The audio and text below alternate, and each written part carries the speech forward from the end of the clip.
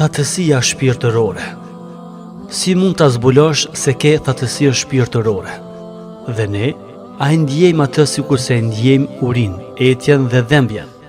Përgjigjen e kësaj pyetjeje do ta kërkojmë nëpërmjet disa shembujve në vazhdim. Shembulli i parë, namazi.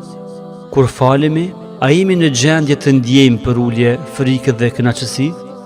Nëse përgjigja është po, atëherë ne jemi në gjendjen e zgjimit shpirtëror.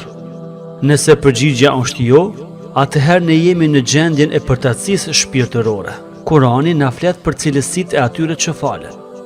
Për dyftyrëshit thotë: në të vërtetë, hipokritët përpiqen të mashtrojnë Allahun, por është ai që i mashtron ata. Kur ata ngrihen në namaz, ngrihen me përtesë, vetëm sa për të dukur para botës dhe Allahun e përmendin fare pak. En-Nisa, ajeti 142. Kurse për të përulirit thotë: me të vërtetë janë të shpëtuar besimtarët, të cilët janë të përulur në namazin e tyre. El-Muminun, ajeti 1 dhe 2.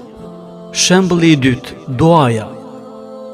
Kur lutemi, a na zbutet zemra dhe a na loton syri? A i ndjen frikën, përuljen dhe shpresën? Allahu thot: i luteni Zotit të tyre me frikë e shpresë, Es-Sejdë 16. Nëse përgjigja është po, atëherë ne jemi në gjendjen e zgjimit shpirtëror. Nëse përgjigja është jo, atëherë ne jemi në gjendjen e plogështisë shpirtërore. Shembulli i tretë, leximi i Kuranit. Kur jemi në kontakt me Kuranin, qoftë ajo me leximin e tij apo dëgjimin e tij, a e ndjejmë zgjim shpirtëror? A hapen shpirtrat tanë me Allahun? A ndjen frikë e përulje dhe a ndjen fërgëllimin e zemrës siç Allahu thot? Besimtarët e vërtet janë vetëm ata, zemrat e të cilëve kur përmendet Allahu fërgullojnë. El-Enfal 2. Dhe a ndjen frikë dhe përulje? Nëse përgjigja është po, atëherë ne jemi në gjendjen e aktivimit shpirtëror. Nëse përgjigja është jo, atëherë ne jemi në gjendjen e plogështisë shpirtërore. Shembulli i katërt, dëgjimi i këshillave. A preken zemrat e tona, a rënqeten lëkurat tona?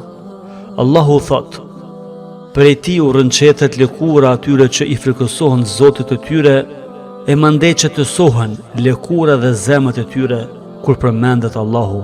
Ez-Zumer 23. Nëse përgjigja është po, atëherë ne jemi në gjendjen e zgjimit shpirtëror. Nëse përgjigja është jo, atëherë ne jemi në gjendjen e përtatësisë shpirtërore. Shembulli i pestë, sjellja jonë me njerëzit. Kur u buzëqeshim njerëzve, a buzëqeshin zemrat tona? Kur i përshëndesim njerëzit me dorë, a përshëndeten edhe shpirtat tanë? Ndjenja tona me njerëzit a janë ndjenja edukatore? A jemi të hapur me ta dhe të sinqert? A bartin zemrat tona dashuritë e sinqert? Përgjigjen e të gjitha këtyre pyetjeve besoj se e di çdo njeri nga ne për veten e tij. Nga arabishtja, Irfan Jahiu.